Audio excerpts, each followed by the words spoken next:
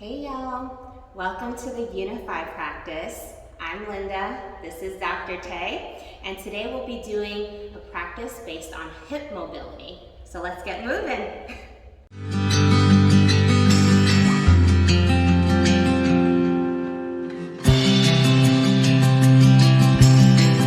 Welcome to the hip mobility practice. We're going to start in a tabletop position. Props optional. I do recommend having blocks and blankets available. You can also choose to use a towel or a stack of textbooks or really whatever you have around. Be resourceful. All right, so let's start by warming up.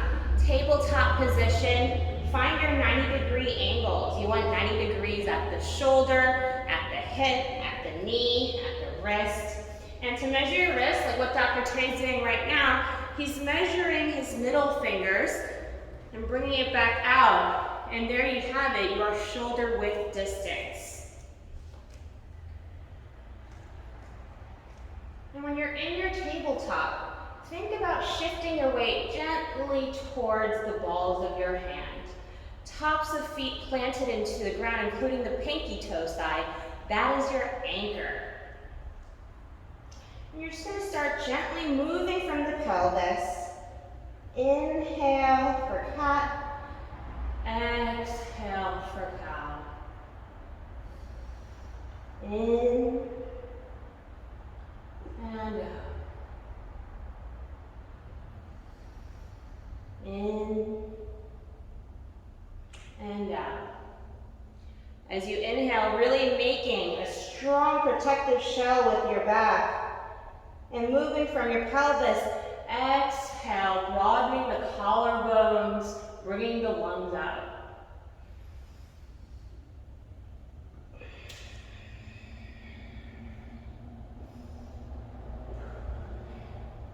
You can always play with the pace once you have the technique down. You can speed it up, in, up.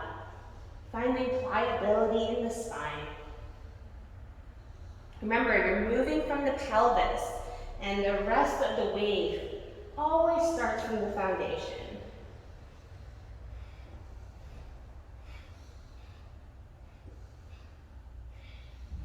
Bring it to center. Bring the right knee to the middle. You're going to tuck your left knee directly behind the right knee. Tops of feet spread apart. And let's try flipping the wrists. So flipping the wrist 180 degrees around. So shoulders are still stacked right above the wrist, micro bending the elbows. And you're going to start making circles at the hips. So think about drawing a big circle. I'm starting off clockwise, getting all around. This may feel different or strange if this is a new movement for you. But really try to make a complete circle, and where you're not going, spend a little more time there. Keeping the vision out, tops of feet plugged into the floor.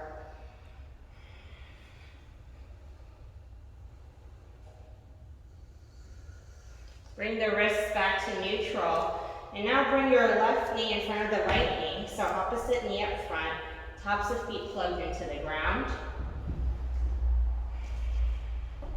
And you're welcome to flip the wrists again, or interlace fingers. Place them right underneath your sternum. So make sure that your knees are directly under you in the center. So yeah, shift your knees closer towards the midline of your body. There you go. And now let's work the other circles. If you did clockwise before, now practice counterclockwise.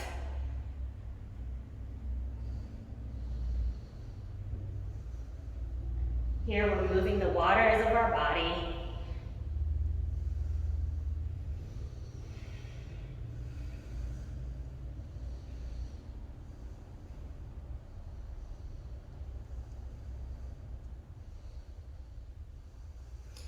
Release the palms, unwind the legs, and let's step out to a plank. And in your plank, same measurements apply. So fingertips touch that shoulder width distance. And then your feet, you can measure out hips width distance by bringing the heel of the foot right to the ball of the foot. That is hip width distance. So that's how you measure out your plank. And again, shoulders over wrist, heels over balls of feet, belly button towards the spine. Keep a gentle bend in the knees, hips high, downward facing dog. Really keeping a bend in the knees, lifting the heels nice and high. A lift in the heels lifts the sit bones as well. Imagine your sit bones being the highest point of the body, and imagine gently spreading the sit bones apart.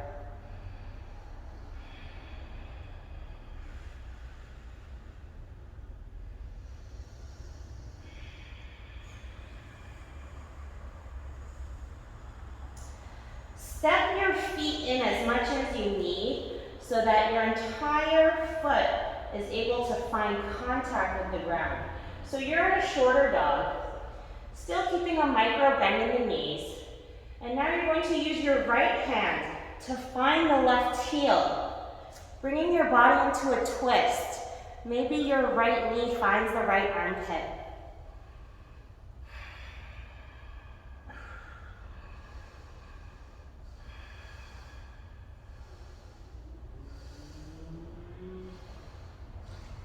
Other side, right hand down, left palm finds right heel. Maybe the left knee finds the left armpit. And maybe your chin finds your right armpit.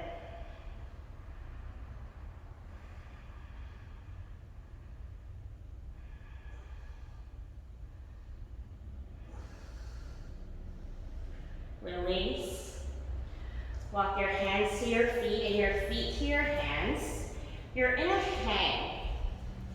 Now, here you also want to make sure your feet are hips width distance. You could do so by placing 2 fists between the arches of your feet and squeezing your fists with the arches. That's one way to measure hips width distance. Or you could step on your palms, and where the thumbs meet should also be the same measurement. So keep a bend in the knees, keep your hips high. You can also put yourself in a downward slope by placing a blanket right underneath the heels. That helps tilt you forward to the balls of your feet.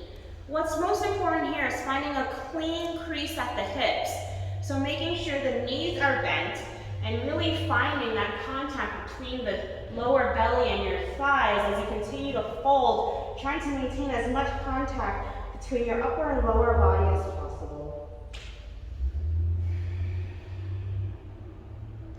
Inhale to lengthen the spine, and exhale to fold. Walk your fingertips forward.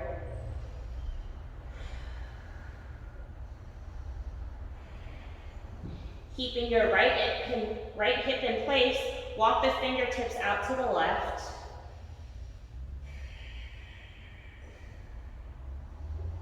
And keeping your left hip in place, walk your fingertips to the right.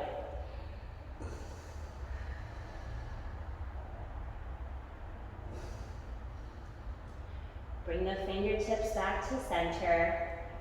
And come to step on your palms. Thumbs touch.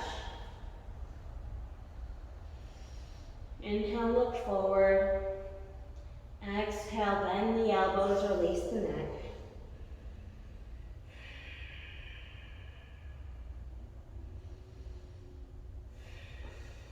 Trying to breathe in and out through the nose. Now bring your hands to clasp your heels. So heels fit directly into the palms of your hand. From here, you're going to look forward. You're going to sit your butt down. And we're going to practice hinging from the hips. So simply finding this hinge, you're lifting from the hips. So this will be very strenuous if you're using muscle. The idea is to move from the joint, because the hip is the biggest and heaviest joint in your body. So this is really challenging. You could use a counterbalance, making sure hips are, feet are hips width distance. You could find your knees into your armpit and practice hinging from here. This should be a little easier. I'm telling you, we're doing hip awareness today, and a lot of people don't spend time thinking about their pelvis, so it's a lot of work. Whew. All right, let's bring your feet together, knees apart, and you're going to bring your shoulders in. You're going to interlace fingers underneath the heels. Malasana Yogi squat. But in your squat, you're going to look forward, lengthen the spine, and think about lifting the hips. So it should feel like you're taking off.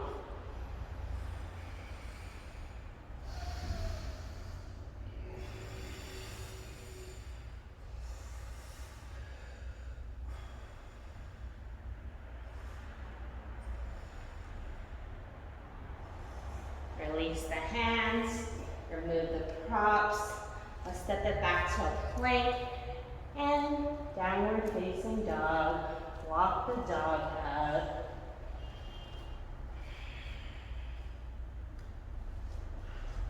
Roll it to an upward facing dog.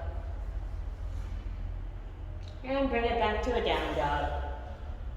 Now, something I like to do in this practice of finding fluency between up dog and down dog, I like placing blocks right underneath where my pelvis would be. So I have a nice barrier for my upward facing dog, so I don't fall into my depths. So you can practice a few times, and really when you move from up dog to down dog and back and forth, think about lifting at the hips. So your hands and balls of your feet are stationary.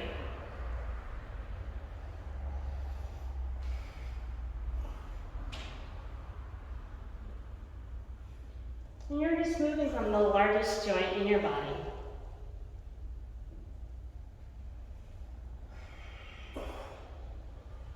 Remember, you could go as fast or slow as you like. You play with your own pace.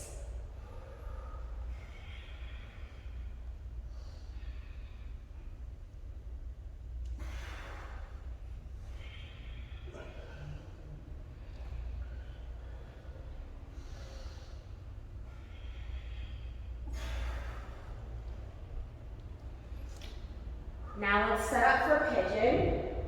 So you can remove the blocks from underneath you.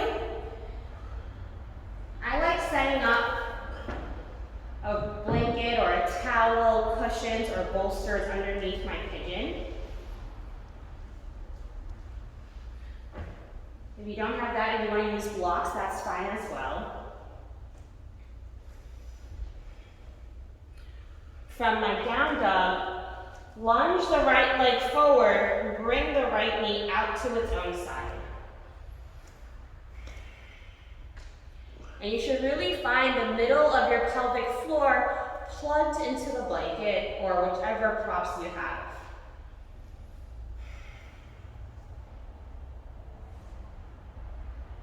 So if you're having issue rising, if there's a lot of tension in your lower back, play with the elevation of your props and also making sure that the top of your back foot is plugged in as well. That'll help you find you in the center of your knee.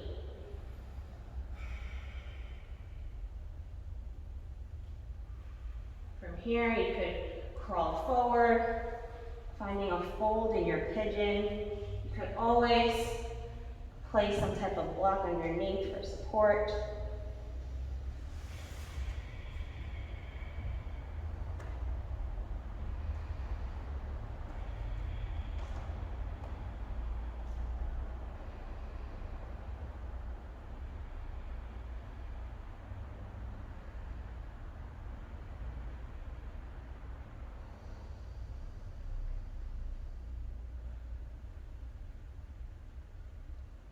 Walk your fingertips up. We're gonna bring this pigeon to a twist. Left fingertips in the middle. And you're gonna bend the left foot, and maybe you could grab the left foot with your right hand. And really kick your foot into your hand. And if you're able to lift your front arm off the ground, then you know that you are really in your hips.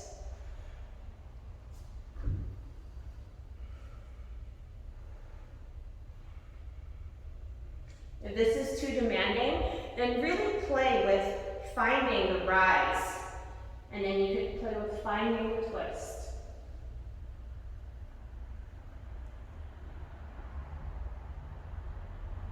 You can also bring it into a back bend. Maybe try to grab your foot with both hands. This back bend really opens the front body, making yourself available to your own potential.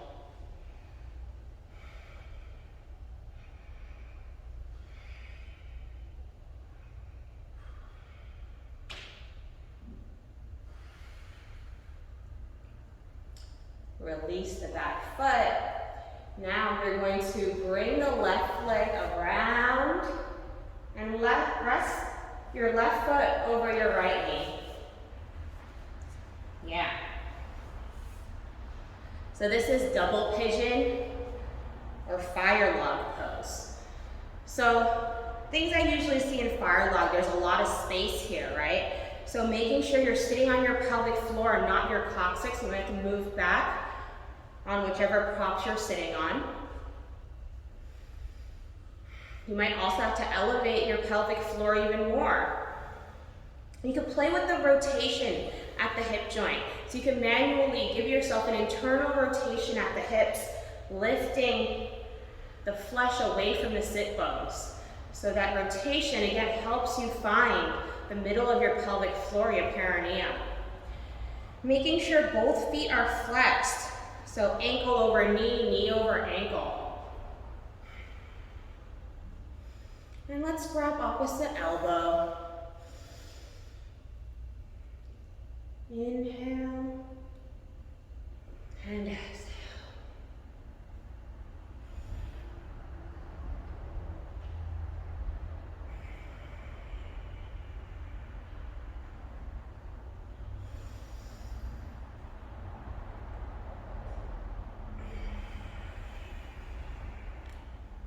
Very nice. Bring it back. Came out how you come in. And we're gonna bring it back to a down dog and set up for pigeon on the left side. So you can always rearrange your props so that, of course, you're setting yourself up for success.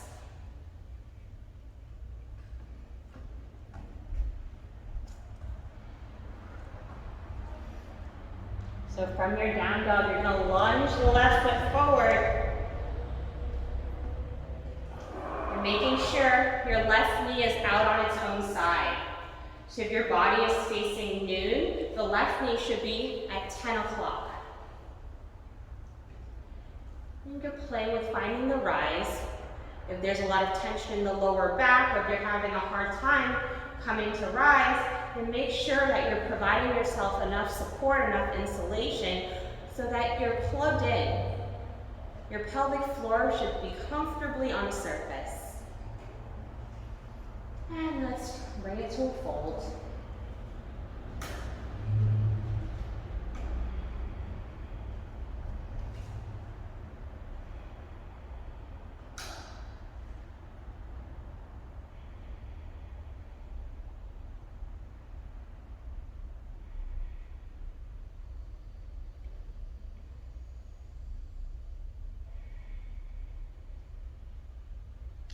Slowly walk yourself up to prepare for a twist.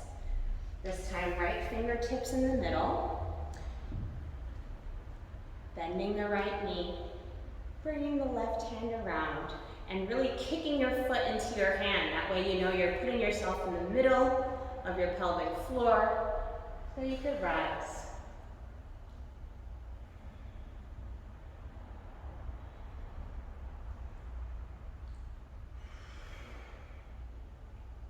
And you can also play with bringing it into a back bend by finding your back foot with both hands. You can also play with grabbing lower on your leg towards your knee. But really kicking your feet into your hands.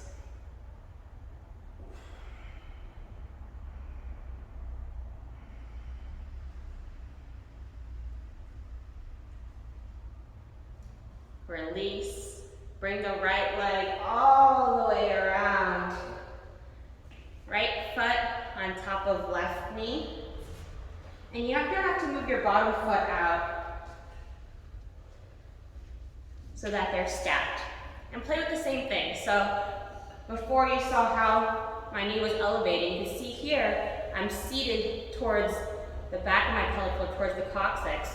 So as I adjust myself, I'm seated towards the front of my pelvic floor. Then my knee naturally comes down and my spine elongates.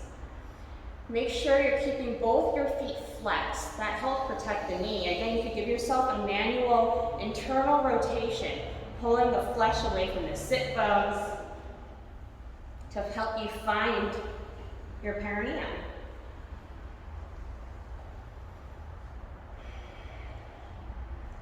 Let's find a fold on this side. So you can walk your fingertips forward, or you can walk your hand forward on blocks, finding a fold.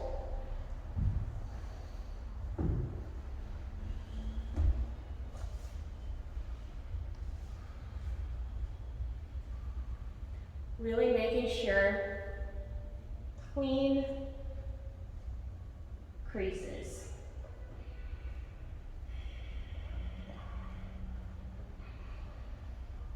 Inhale to lengthen and exhale to fold.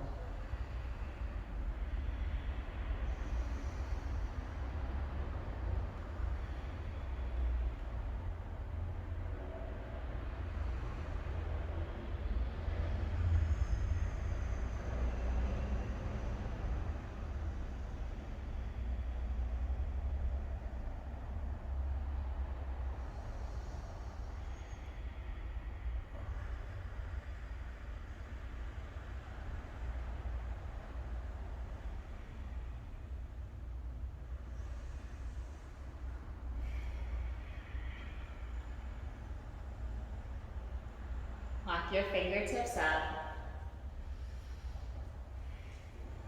Next, we're going to set up for Gomukhasana. So, roll onto your knees. Bring your right knee in front of your left knee. We already did this before in the tabletop position. But this time, you're going to sit your butt back.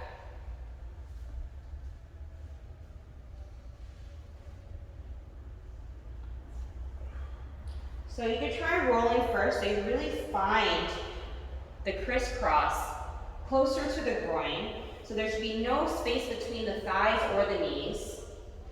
And once you find that connection between your legs, then sticking your butt out to sit back. Nice. Keeping the feet flexed. You might have to walk the bottom foot out so it's parallel with the top foot.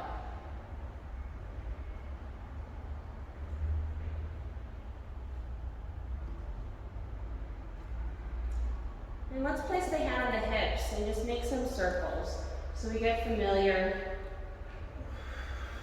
with this pose. Remember, we did this earlier, but simply in a different plane. And the other way.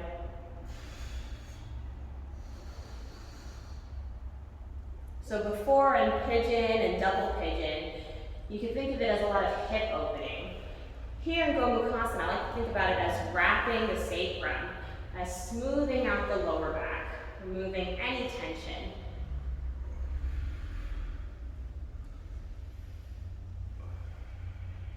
Roll it forward. Come onto your fingertips. Maybe you could walk your hands to your hips, or you could place a block in front of you if you have issues balancing. And interlace fingers behind the head, elbows high. Just bring it for a nice back bend. bringing the left hip forward.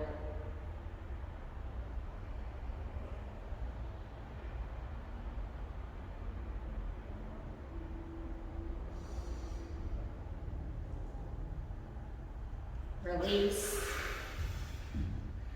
Let's bring the left leg in front of the right leg, nice and snug. Walk the fingertips to your hips. You can even interlace them behind the head, elbows high.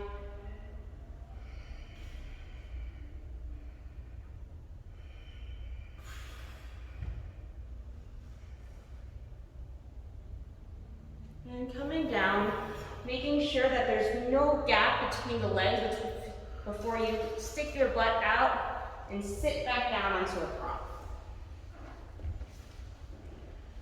If there's a lot of space between the knees, then make sure that you elevate your pelvic floor a little more so that your knees come down. And you may have to walk your bottom foot out so it becomes parallel with your front foot.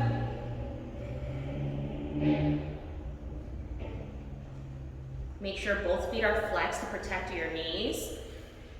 And now you can crawl yourself forward. Maybe your chin can find itself over the knee.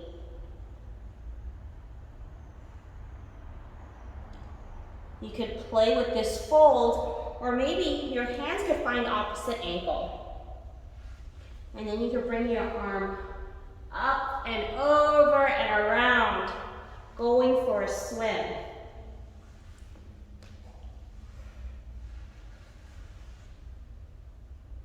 Making sure that you're completing the circle, you're bringing your vision along with your hands.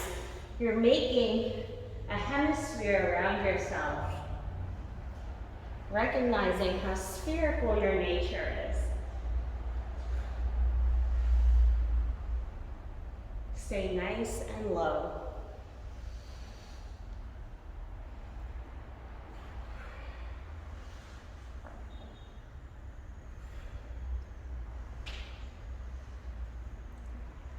Slowly come up. Extend the legs out. And we're going to come onto our back to happy baby.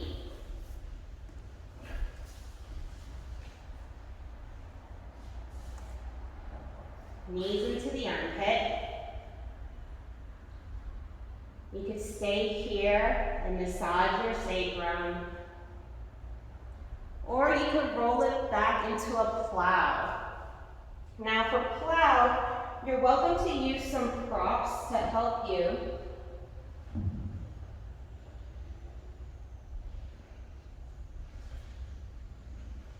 So on plow, if the tops of your feet don't reach the ground, you can place a block, and place a blanket to help hold you in place, trying to bring your knees towards your ears.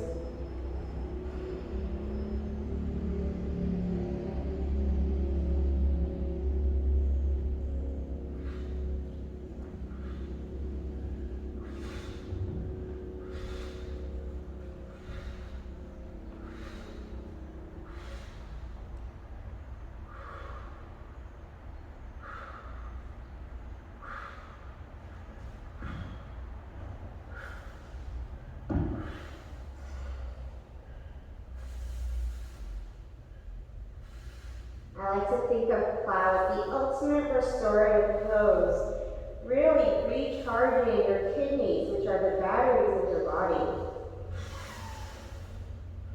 And I also love that plow is closed circuit, so you're forming so many connections with your own body, allowing currency to flow.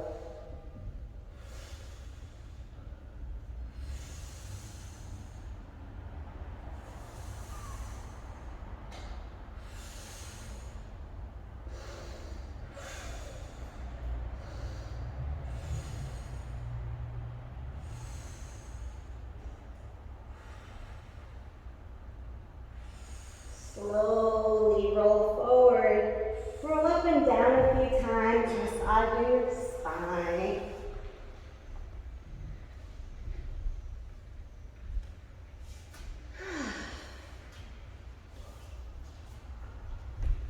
Place your hands together at heart center, bowing your head to yourself, taking a moment to thank yourself for taking the time for an act of self-compassion.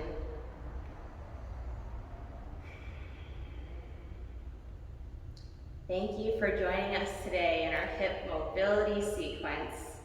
I hope it brought more awareness to your hips, and we'll see you next time.